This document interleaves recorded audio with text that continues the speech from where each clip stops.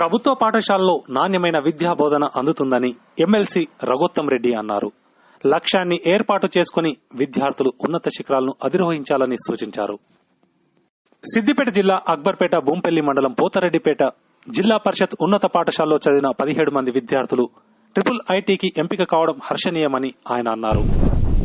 ఉత్తమ ప్రతిభ కనబర్చి IIITకి ఎంపికైన విద్యార్థులను ఆయన ఘనంగా సన్మానించారు.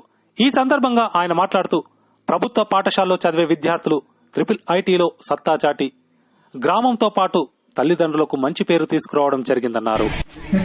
ఉత్తమ ప్రతిభ కనబర్చిన విద్యార్థులను ఆదర్శంగా తీసుకుని ఇప్పుడు 10వ తరగతి చదువుతున్న విద్యార్థులు 10 GPA సాధించాలని సూచించారు. పాఠశాలలో మెరుగైన విద్యా బోధన చేసిన ఉపాధ్యాయులను ఆయన అభినందించారు. విద్యార్థులు కష్టంతో కాకుండా ఇష్టంతో చదివి లక్ష్యాన్ని చేరుకోవాలన్నారు.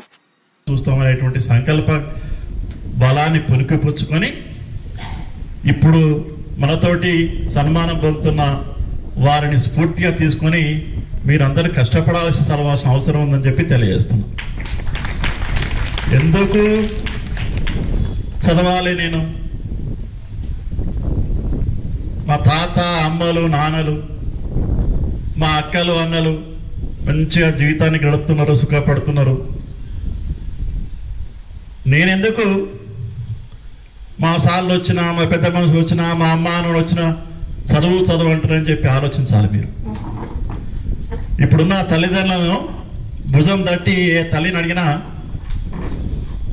సార్ నాకు కష్టపడే జీవితాన్ని ఇచ్చిండు దేవుడు, నా పిల్లల కోసం నేను కష్టపడుతున్నా, కానీ నా కొడుకు బిడ్డ మాత్రం కష్టపడద్దు అంటారు. నా కొడుకు బిడ్డ నాకంటే సుఖంగా బతకాలని కోరుకుంటున్నా సార్ అంటారు. ఆ ఒక్క మాట చాలు నీ జీవితంలో మార్పు రావడానికి.